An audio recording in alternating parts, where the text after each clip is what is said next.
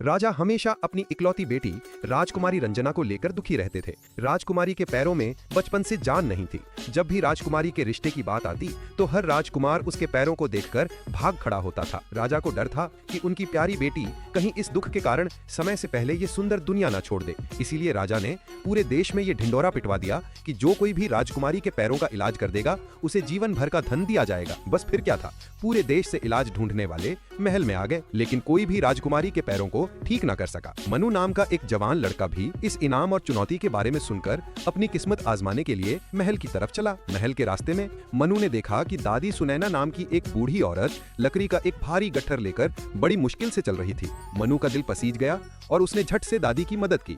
वह गट्ठर उठाकर उनके घर तक पहुंचा आया। जब दादी सुनैना को पता चला कि मनु तो राजकुमारी का इलाज ढूंढने जा रहा है तो दादी बहुत जल्दी में आ गई। सिर्फ वही जानती थी कि राजकुमारी का इलाज कैसे होगा। दादी ने मनु को बताया कि उसे चमकीले पहाड़ पर रहने वाली सुनहरी भेड़ के गले की जादुई घंटी चाहिए। अगर वह उस घंटी को लेकर राजकुमारी को 3 बार हिला दे तो राजकुमारी के पैर ठीक हो जाएंगे।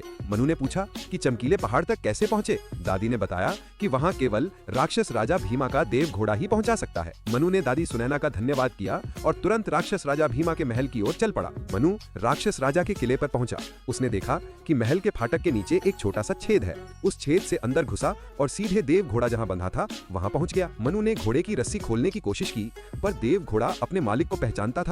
जैसे ही मनु ने रस्सी को छुआ, घोड़े ने 4 बार जोर से चिल्लाकर आवाज निकाली। राक्षस राजा उस समय खाना खा रहा था। अचानक ये 4 आवाजें सुनकर वह अपनी कुर्सी से नीचे गिर पड़ा। राजा को समझ नहीं आया। वह मजबूरी में घोड़े के पास गया कि देखे क्या हुआ। मनु तो डर के मारे एक फुदकने वाला कीड़ा बन गया और घोड़े के घोंसले में छिप गया। जब राक्षस राजा वापस चला गया तो मनु फिर बाहर आया और दोबारा घोड़े की रस्सी खोलने की कोशिश की। घोड़े ने फिर 4 बार जोर से आवाज निकाली। इस बार आवाज इतनी जोर की थी कि राक्षस राजा का सिर सीधा दीवार से टकरा गया। मगर जब राजा ने जल्दी में घोड़े के पास जाकर देखा तो वहां कुछ भी नहीं था, क्योंकि मनु फिर से छिप गया था। गुस्से में आकर राजा ने देव घोड़े को एक जोर की मार लगाई और वापस खाना खाने चला गया। तब मनु ने आखिरकार धीरे से घोड़े की रस्सी खोल दी।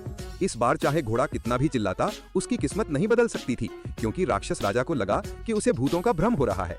इसलिए उसने घोड़े की चीख पर ध्यान नहीं दिया। मनु देव घोड़े पर सवार होकर किले के दरवाजे तक पहुंचा। इस बार जब घोड़े ने चिल्लाया तो पूरा महल हिल गया। राक्षस राजा को समझ आया कि उसका घोड़ा चुराया जा रहा है। वह तुरंत रास्ते में आती एक बिल्ली पर सवार हुआ और उनका पीछा करने लगा। मनु देव घोड़े पर सवार होकर जल्दी ही चमकीले पहाड़ पर पहुंच गया। वहां घास पर एक सुनहरी भेड़ अपनी धुन में नाच रही थी। जैसे ही मनु ने आगे बढ़कर घंटी लेने की कोशिश की, एक बड़ी दाढ़ी वाला दानव सामने कूद पड़ा।